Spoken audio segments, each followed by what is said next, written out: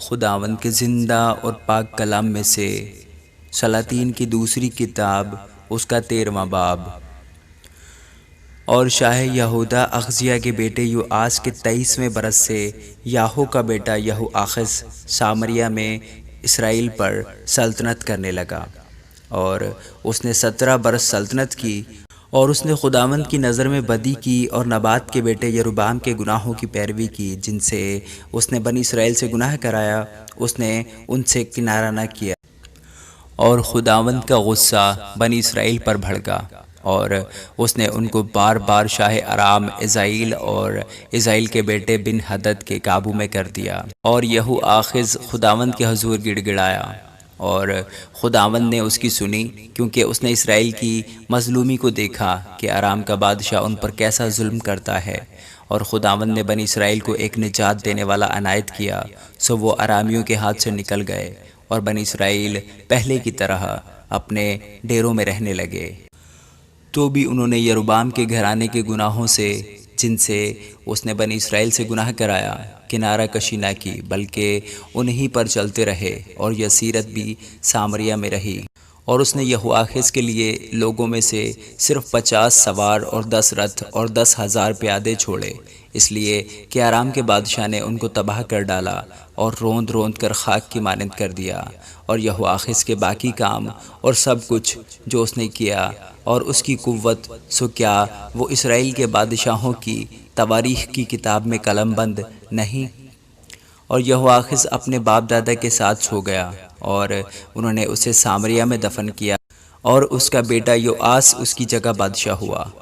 اور شاہ یہودا یوآس کے 37ویں برس یہوآخز کا بیٹا یوآس سامریہ میں اسرائیل پر سلطنت کرنے لگا، اور اس نے 16 برس سلطنت کی، اور اس نے خداوند کی نظر میں بدی کی، اور نبات کے بیٹے یروبعام کے گناہوں سے، جن سے اس نے اسرائیل سے گناہ کرایا، باز نہ آیا، بلکہ انہی پر چلتا رہا۔ اور یوآس کے باقی کام اور سب کچھ جو اس نے کیا، اور اس کی قوت جس سے وہ شاہ یہودا امسیاہ سے لڑا، سو کیا وہ اسرائیل کے بادشاہوں کی تواریخ کی کتاب میں قلم بند نہیں؟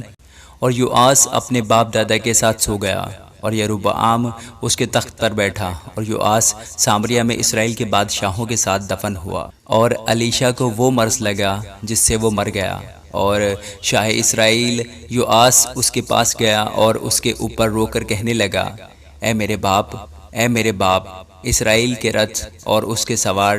اور الیشا نے اس سے کہا، تیر و کمان لے لے۔ سو اس نے اپنے لیے تیر و کمان لے لیا۔ پھر اس نے شاہ اسرائیل سے کہا، کمان پر اپنا ہاتھ رکھ۔ سو اس نے اپنا ہاتھ اس پر رکھا، اور الیشا نے بادشاہ کے ہاتھوں پر اپنے ہاتھ رکھے، اور کہا، مشرق کی طرف کھڑکی کھول۔ سو اس نے اسے کھولا۔ تب الیشا نے کہا کہ تیر چلا۔ سو اس نے چلایا۔ تب وہ کہنے لگا، یہ فتح کا تیر خداوند کا، یعنی ارام پر فتح پانے کا تیر ہے، کیونکہ تو افیک میں ارامیوں کو مارے گا، یہاں تک کہ ان کو نابود کر دے گا۔ پھر اس نے کہا، تیروں کو لے۔ سو اس نے ان کو لیا۔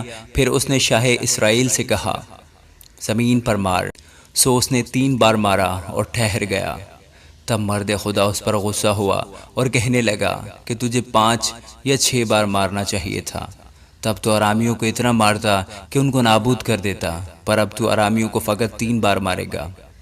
اور الیشا نے وفات پائی، اور انہوں نے اسے دفن کیا۔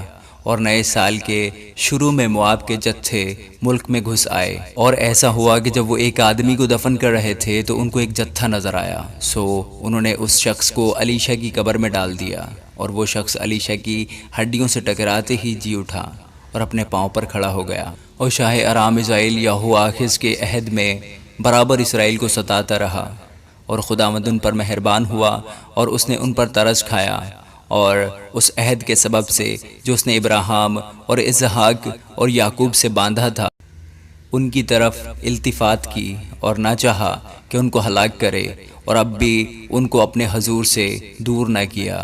اور شاہ ارام ازائیل مر گیا، اور اس کا بیٹا بن ہدد اس کی جگہ بادشاہ ہوا۔ اور یہوآخز کے بیٹے یہوآس نے ازائیل کے بیٹے بن ہدد کے ہاتھ سے وہ شہر چھین لیے جو اس نے اس کے باپ یہوآخز کے ہاتھ سے جنگ کر کے لیے تھے۔ 3 بار یوآس نے اسے شکست دی اور اسرائیل کے شہروں کو واپس لے لیا۔ آمین۔